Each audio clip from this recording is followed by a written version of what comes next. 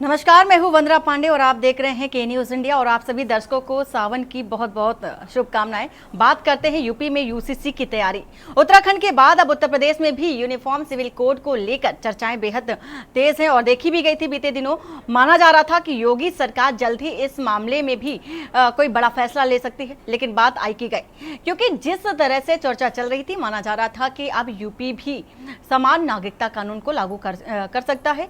UP राज्य विधिक आयोग के द्वारा पहले ही समान नागरिक संहिता लागू करने पर सहमति दी गई थी, लेकिन अब देश में यूसीसी को लेकर जिस तरह से माहौल बनाया जा रहा है उसके बाद विधि आयोग एक बार फिर से एक्टिव भी देखा गया। ऐसे में जल्द ही आयोग यूपी सरकार को इस संबंध में अपनी सिफारिशें सौंप सकता है, ऐसे कयास फिलहाल लगाए जा रहे हैं। जिस तरह से चर्चा उत्तराखंड में देखी जा रही है, आज नियमावली को लेकर के बैठक भी की तैयारी देखी गई। जिस तरह से उत्तराखंड के सीएम पुष्कर सिंह धामी ने यूसीसी को लेकर के लागू करने की जो बात कही थी और मंजूरी भी द्रौपदी मुर्मू की ओर से मिल चुकी है। हालांकि उत्तराखंड सरकार ने यूनिफॉर्म सिविल कोड 2024 का नोटिफिकेशन भी जारी कर दिया है, लेकिन इसके साथ ही यूसीसी लागू करने वाला उत्तराखंड देश का पहला राज्य हालांकि बन चुका है और कानून को राष्ट्रपति द्रौपदी मुर्मू ने पहले से ही मंजूरी दे रखी है।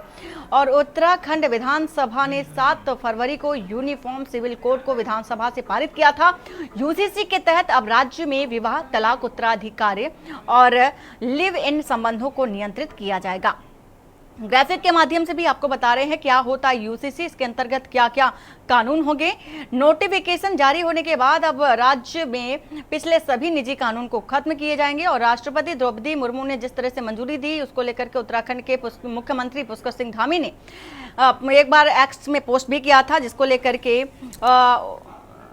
बहुत ही गौरव क्षण बताया था। उस दौरान विधानसभा पारित समान नागरिक संहिता विधेयक को देखा गया कि द्रौपदी मुर्मू ने मंजूरी दी। इसके बाद कयास लगाया जा रहा था कि उत्तर प्रदेश में भी ये कानून लागू किया जाएगा। हालांकि उस दौरान देखा गया था सीएम योगी आदित्यनाथ भी बेहद एक्टिव नजर आए थे और माना जा रहा था कि अब उत्तर प्रदेश में भी ये कानून लागू कर दिया जाएगा। लेकिन अब फिर से चूंकि देखा जा रहा है कि कांवड़ यात्रा के बाद ये कयास लगाया जा रहा है कि क्या यूसीसी फिर से मुद्दा बनकर उत्तर प्रदेश में आएगा और यूसीसी के माध्यम से जो कानून बनाए जा रहे हैं उन कानूनों को उत्तर प्रदेश में भी लागू किया जाएगा।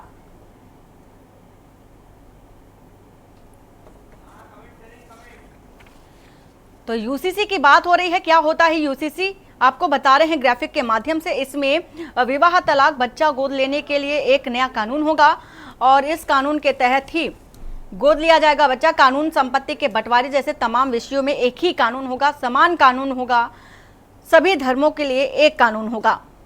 हालांकि उत्तराखंड सरकार ने पूरी कोशिश की और कोशिश रंग लाई और अब उत्तर प्रदेश में भी देखा जा रहा है। हालांकि उत्तराखंड के पहले भी कई ऐसे राज्य हैं जहां पर यूसीसी को लेकर के कानून बनाया जा चुका है, चाहे वो गोवा की बात कर लें या अन्य किसी देश की अगर बात करें तो अमेरिका में भी ये कानून लागू है।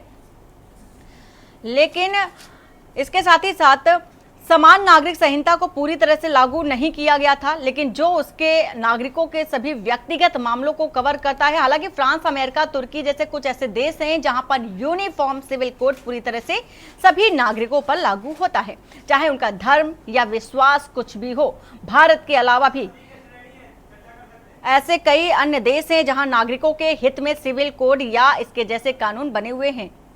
हमारे साथ कई मेहमान भी जुड़ चुके हैं। श्वेता दुबे बीजेपी नेता हैं और आनंद राय सपा नेता हैं। आलोक त्रिपाठी वरिष्ठ पत्रकार हमारे साथ जुड़े हैं। अंकित काला संवाददाता देहरादून से भी जुड़ चुके हैं। आप सभी मेहमानों का बहुत बहुत स्वागत है। सबसे पहले आप सभी को बहुत बहुत शुभकामनाएं सावन के पर्व की। और आज से जिस तरह से सावन का पहला सोमवार है और सभी जो श्रद्धालु हैं भक्त भगवान शिव के दर्शन पूजन करके देखा जा रहा है मनोरथ की सिद्धि करते नजर आ रहे हैं। फिलहाल टॉपिक पर आते हैं। श्वेता जी, जिस तरह से देखा जा रहा है कि उत्तराखंड में नियमावली की तैयारी चल रही है और पहला राज्य भी उत्तराखंड बन चुका है, अब उत्तर प्रदेश में क्या स्थिति देखी जा रही है, क्या लागू करने के विषय में सोचा जा रहा है? देखिए, यूसीसी तो पहले ही लागू होना चाहिए, क्योंकि हमारे संविधान में जो राजनीति निर्देशक तत्व है, अनुच्छेद 44 के तहत समान नागरिक संहिता को परिभाषित किया गया है कि भारत के पूरे क्षेत्र में नागरिकों के लिए एक समान नागरिक संहिता सुनिश्चित करना चाहिए, जिसे साधारण शब्दों में हम कह सकते हैं एक देश एक नियम। इसलिए यह समान नागरिक संहिता अवश्य लागू होनी चाहिए। हाँ, बिल्कुल होनी चाहिए। और देखा भी गया था जिस तरह से उत्तराखंड में पिछले दिनों पिछले समय जब देखा गया कि चर्चा तेज थी लागू करने की, जो मांग थी उत्तराखंड में तब जोरों पर चल रही थी, तो ये माना जा रहा था कि उत्तर प्रदेश में भी योगी आदित्यनाथ ने भी इसमें दिलचस्पी दिखाई थी और एक्टिव भी नजर आए थे। माना जा रहा था कि अब उत्तर प्रदेश में भी लागू हो जाएगा। फिलहाल ये आई की गई बात हो गई थी। अब ये भी माना जा रहा है कि शायद कांवड़ यात्रा के बाद इस पर भी बात की जा सके। लौटेंगे आपके पास। आनंद राय जो कि सपा नेता है हमारे साथ, क्या है राय आपकी इस पर? जो सभी के हितों में कानून हो वो बिल्कुल पारित होना चाहिए, लेकिन ये समानता की बात तो करते हैं, लेकिन एक दूसरे को बांटने की भी बात करते हैं। अभी एक मुद्दा आया कांवड़ यात्रा में सभी धर्म जाति के लोग अपने अपने नाम लिखे। हम लोग भारत देश में रहते हैं, हिंदू मुस्लिम सिख ईसाई हम सब भाई भाई, ये कहा गया है। तो भारतीय जनता पार्टी हम आपको एक दूसरे को बांटने काम करती है, वो समानता की बात नहीं करती है। वो हमको आपको अलग कर, हिंदू को मुसलमान से लड़ाएंगे, अगड़े से पिछड़ों को लड़ाएंगे, पिछड़ों को दलितों से लड़ाएंगे, डिवाइड एंड रूल करके ही अपनी सरकार हथियाते रहे हैं। तो मैं यही कहना चाहता हूं, अगर बात करिए जो मंचों से, वो जमीन पे भी उतरनी चाहिए। ये झूठे लोग हैं, फरेबी लोग हैं। ये आनंद राय जी, अगर कानून लागू कर दिया जाता है, समर्थन में हैं आप? मैं क्या कह रहा हूं कि अगर सभी का सहयोग रहे, समानता की बात हो, तो उसे बिल्कुल लागू होना चाहिए। लेकिन ये कहते कुछ है करते कुछ है, इनकी बात पर भरोसा हम लोगों को नहीं है। ये हमको आपको गुमराह करने का काम करते हैं। ये हम इनकी बातों से एक कोई भी कानून लाएंगे उसमें इनकी राजनीति होगी। ये राजनीति करना चाहते हैं। ये राजनीति से हमको आपको अलग थलग करना चाहते हैं। अब देश में बेरोजगारी महंगाई से जनता जूझ रही है, उस पे मुख्य मुद्दे आज की यही हैं। आप कौन सा कानून लाने की बात कर रहे हैं? नए कानून लाइए ना कि सबको 30 रुपए में पेट्रोल मिलेगा, सबको 20 रुपए में राशन मिलेगा। आप तो महंगाई और ठीक है आनंद जी, ठीक है। जब अगर समान कानून लागू हो जाएगा, सभी धर्मों को एक समान देखा जाएगा, सभी के लिए बराबर कानून होगा, तो मुझे लगता है कि इसमें दिक्कत किसी को नहीं होनी चाहिए। और इसी के साथ ही साथ जो सभी के अधिकारों को समान कर दिया जाएगा, तो जाहिर सी बात है सबको बराबर का हक भी मिलने लगेगा। आलोक त्रिपाठी जी, आपसे जानना चाहेंगे कि अगर यूसीसी लागू हो जाता है उत्तर प्रदेश में, देखा जा रहा है कि उत्तराखंड में नियमावली की तैयार करने की बात चल रही है, बैठक भी है आज, लेकिन अब उत्तर प्रदेश में भी एक कयास लगाया जा रहा है कि शायद कांवड़ यात्रा जो कि मुख्य प्रसंग चल रहा है, और इसके बाद हो सकता है कि अब इस पर भी चर्चा हो।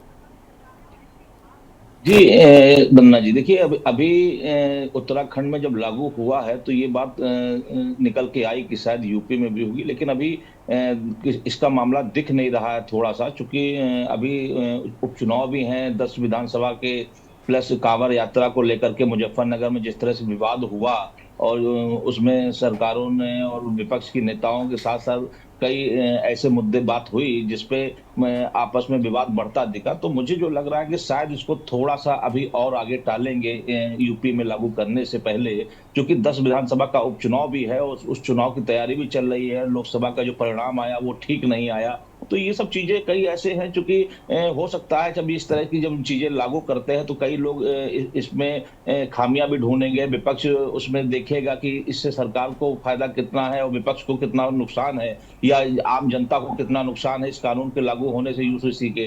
तो ये सब तमाम चीजें होंगी। हाँ, लेकिन एक शगुफा होता है इसको, इस तरह की सरकारें कभी कभी इस तरह की चर्चाएं करती है और चर्चाएं करने के बाद देखती हैं कि इसका क्या रिजल्ट आ रहा है। तो उस अगर रिजल्ट सब चीज ठीक रहता है तो उसको लागू कर देते हैं। अगर लगता है कि कुछ विरोध हो सकता है तो उसमें कुछ वेट कर करके वेट एंड वॉच की तरह इंतजार करते हैं, फिर उसको लागू करने का प्रयास करते हैं। तो चूंकि केंद्र की सरकार है उसमें और यहाँ पे भी यूपी में भी भाजपा की सरकार है, तो दोनों का तालमेल होगा और जब केंद्र से सब चीजें ठीक लगेगी। अभी तो फिलहाल भाजपा अपने में ही उलझी हुई है। जिस तरह से समीक्षा बैठक चल रही थी, उसके बाद मुख्यमंत्री और केशव मौर्य जी के बीच में जिस तरह का विवाद चल रहा था, तो अभी मुझे लग रहा है कि इस तरह का यूसीसी को लेकर के यूपी में जल्दबाजी नहीं करेंगे, थोड़ा सा वेट करेंगे। हाँ बिल्कुल, जिस तरह से उपचुनाव भी है और लोकसभा का जो चुनाव हुआ था और रिजल्ट आने के बाद घमासान भी देखा गया, हलचल तो देखी जा रही है उत्तर प्रदेश में। लेकिन अब ये देखने वाली बात होगी कि जिस तरह से सीएम योगी आदित्यनाथ पहले एक्टिव नजर आ रहे थे इस कानून को लेकर के, आगे क्या निर्णय लेते हैं, किस तरह से भूमिका बनाते हैं, ये भी देखने वाली बात होगी कि कब लागू हुआ उत्तर प्रदेश में खास तौर पर। अंकित, आपसे जानना चाहेंगे कि आज देखा गया था पुष्कर सिंह धामी एक नियमावली तैयार कर रहे थे जिसको लेकर के बैठक भी होनी थी, क्या है अपडेट अभी तक का? बिल्कुल, देखिए वंदना, इस बात में कोई दौराई नहीं है कि उत्तराखंड के मुख्यमंत्री पुष्कर सिंह धामी ने इस यूसीसी के मामले में लीड ली है। और अभी तक ये देखा जाता था कि उत्तर प्रदेश जो फैसले लेता था उसको उत्तराखंड लागू करता था उत्तर प्रदेश के बाद। लेकिन इस मामले में मुख्यमंत्री पुष्कर सिंह धामी ने अन्य सभी प्रदेशों से लीड ली है और यही वजह है कि मुख्यमंत्री की लोकप्रियता पूरे प्रदेश भर में आपने देखा, देश भर में आपने देखा कि किस तरीके से बढ़ी है। और इसका फायदा उत्तराखंड राज्य में भाजपा को मिला है। राज्य की 5 लोकसभा सीटों में भी जो जीत हुई है उसमें इसमें एक बड़ा फैक्टर जो है वो यूसीसी भी रहा है, इस बात में कोई दौराई नहीं है। अब जहां तक यूसीसी की बात है तो आज मुख्यमंत्री पुष्कर सिंह धामी की अध्यक्षता में एक महत्वपूर्ण बैठक होने वाली है नियमावली को लेकर के। यूसीसी की नियमावली की एक बैठक होगी। इसमें समिति के सदस्य हैं और 17 विभागों से के जो अधिकारी हैं, शासन के उच्च अधिकारी हैं, वो भी इस बैठक में उपस्थित रहेंगे। मुख्यमंत्री पुष्कर सिंह धामी दोपहर 12:30 बजे सचिवालय पहुंचेंगे और उसके बाद फिर 1 बजे ये महत्वपूर्ण बैठक शुरू होने जा रही है। और इसमें ऐसा माना जा रहा है कि नियमावली को लेकर के जो संशय बना हुआ है उसको सरकार लगभग इस बैठक में कर लेगी और नियमावली तैयार करने की दिशा में हम अंतिम चरण में हैं, ऐसी अभी खबरें आ रही है। राज्य के मुख्यमंत्री का कहना है कि इस यूसीसी से किसी को डरने घबराने की कोई आवश्यकता नहीं है और ना ही ये किसी धर्म समुदाय से जुड़ा हुआ कोई मैटर है। सरकार चाहती है कि सभी धर्म एक समान दृष्टि से दिखे। जो राज्य की डेमोग्राफी चेंज हो रही है उसको सही दिशा में लाने के उद्देश्य से सरकार इन सब प्रावधानों पर कार्य कर रही है। और अब जो नियमावली इसकी बनने वाली है उस पर सबकी निगाह है। लेकिन बहरहाल विपक्ष की तरफ से लगातार ये सवाल उठाए जा रहे हैं कि कहीं ना कहीं सरकार जाति, धर्म, विषय, समुदाय, इन सब बिल्कुल अंकित, तो देखा भी गया था जैसे ही उत्तराखंड में यूसीसी की चर्चा तेज हुई थी, मंजूरी मिलने के पहले की बात कर रही हूँ, जो विरोध प्रदर्शन देखे गए थे विपक्षी पार्टियों की ओर से, विरोधाभास जो बयान थे वो भी देखे गए थे। लेकिन अब चूंकि अब क्या राय बनती नजर आ रही है?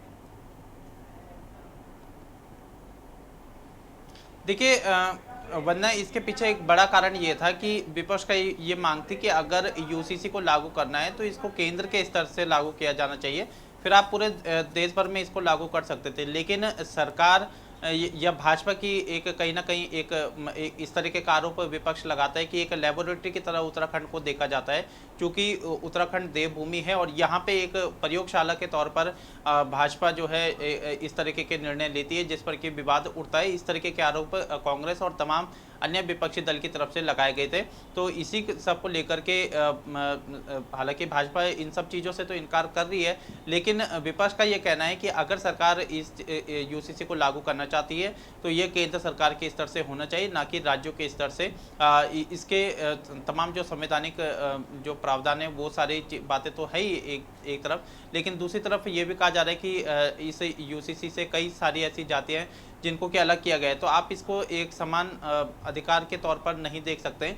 इस तरह की तमाम बातें कही जा रही है। लेकिन बहरहाल अगर हम मौजूदा समय की बात करें तो जैसा आपने पिछली परिस्थिति में कहा कि जब उत्तराखंड में इसकी सुगबुगाहट थी, ये चर्चा चल रही थी कि मुख्यमंत्री इस बिल को लाने वाले, तो निश्चित ही इसका काफ़ी विरोध हुआ था। लेकिन अब कहीं ना कहीं विपक्ष भी इस मुद्दे को लेकर के बयानबाजी जरूर कर रहा है, लेकिन वैसी वाली परिस्थिति जो सड़कों पे उतरने वाली है वो चीज़ दिखाई नहीं दे रही है। विपक्ष का यही आरोप है कि ये खाली ध्यान भटकाने की एक कोशिश है। सरकार को चाहिए कि अगर वो जनहित से जुड़े हुए निर्णय लेना चाहती है तो ऐसे निर्णय ना लेकर के जनहित के वो निर्णय लेने चाहिए जिससे कि जनता को राहत मिल सके। बहरहाल अब उत्तराखंड राज्य ने अन्य प्रदेशों को पीछे छोड़ते हुए यूसीसी पर काफी हद तक बिल्कुल अंकित, और यही कारण है कि उत्तराखंड राज्य पहला देश का राज्य बन चुका है जहां पर यूसीसी लागू किया गया है। और सीधा पहुंचते हैं आलोक त्रिपाठी जी के पास, जो कि वरिष्ठ पत्रकार हैं। आलोक जी, जिस तरह से बात कर रहे थे यूसीसी के बारे में कि यूसीसी के लागू हो जाने से अगर उत्तर प्रदेश में भी इस तरह की चर्चा चल रही है कि हो सकता है, अभी ये माना नहीं जा रहा है लेकिन ये भी कहा जा सकता है, जिस तरह से सुगबुगाहट पिछले दिनों देखी गई कि उत्तर प्रदेश में भी उत्तराखंड के बाद लागू किया जा सकता है, लेकिन अभी माहौल अच्छा नहीं चल रहा है, ठीक नहीं चल रहा है, ऐसा कहा जा सकता है उत्तर प्रदेश में। क्या लगता है, जिस तरह से विरोधाभासी जो स्वर हैं खुद सत्ताधारी जो दल है उनके अंदर ही देखे जा रहे हैं, तो ऐसे में सहमति मिलना तो मुश्किल है, ऐसा माना जा सकता है। जी वंदना जी, देखिए, लेकिन अगर हम तुलना उत्तराखंड से करें तो उत्तराखंड की जो राजनीतिक पृष्ठभूमि में है वो यूपी से बहुत अलग है।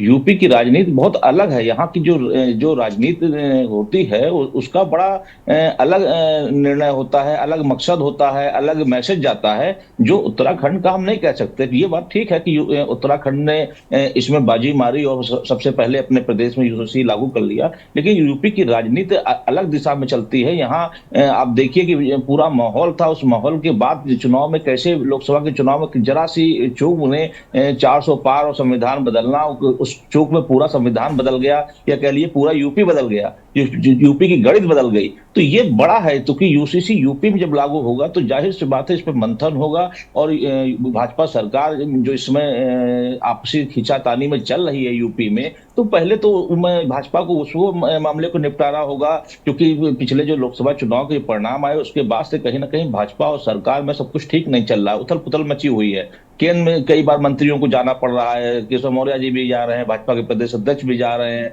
तो ये सब चीजें जो चल रही हैं, तो उसमें और उसके बाद अभी 10 विधानसभा के उपचुनाव भी हैं यूपी में, वो भी भाजपा के लिए बड़ी परीक्षा है, क्योंकि अगर उस उपचुनाव में भाजपा ठीक ठाक सीटें नहीं लाती है तो ये 2027 का जो विधानसभा का चुनाव होगा उसमें मैसेज ठीक नहीं जाएगा। और इंडिया गठबंधन भी पूरी मजबूती के साथ यूपी में डटा हुआ है, तो भाजपा के लिए अभी मुझे जो लगता है कि ये यूसीसी ना ला करके जो अन्य मुद्दे हैं, जिस तरह से बुलडोजर चल रहा था उसको सरकार ने वापस ले लिया, जिस तरह से ऑनलाइन हाजिरी वाला मामला था सरकार ने उसको वापस ले लिया, तो मुझे लग रहा सरकार इस तरह का कोई जोखिम नहीं उठाना चाहेगी कि जिससे विपक्ष को मौका मिल जाए, मुद्दा मिल जाए सरकार को घेरने का। सरकार फिलहाल जनता को खुश करना चाह रही है, जनता की समस्याओं को लेकर के काम करना चाह रही है, जिससे कि जो उपचुनाव है उसका परिणाम सरकार के पक्ष में आए और सरकार को भी लगे कि जो सरकार हमने चुन के भेजी है उत्तर प्रदेश में वो सरकार उनके लिए काम कर रही है। माहौल ठीक होते ही, क्योंकि ऐसा नहीं कि भाजपा इसको भूल गई है,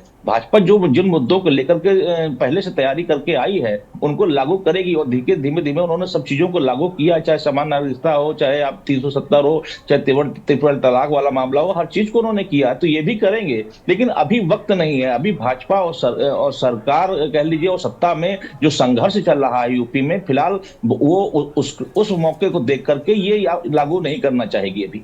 बिल्कुल, और संघर्ष को जिस पशुपत की स्थिति में भाजपा है, पहले उसको सुधारने की कोशिश की जानी चाहिए, इसके बाद ही आगे की जो प्रक्रिया है उस पर बात की जानी चाहिए।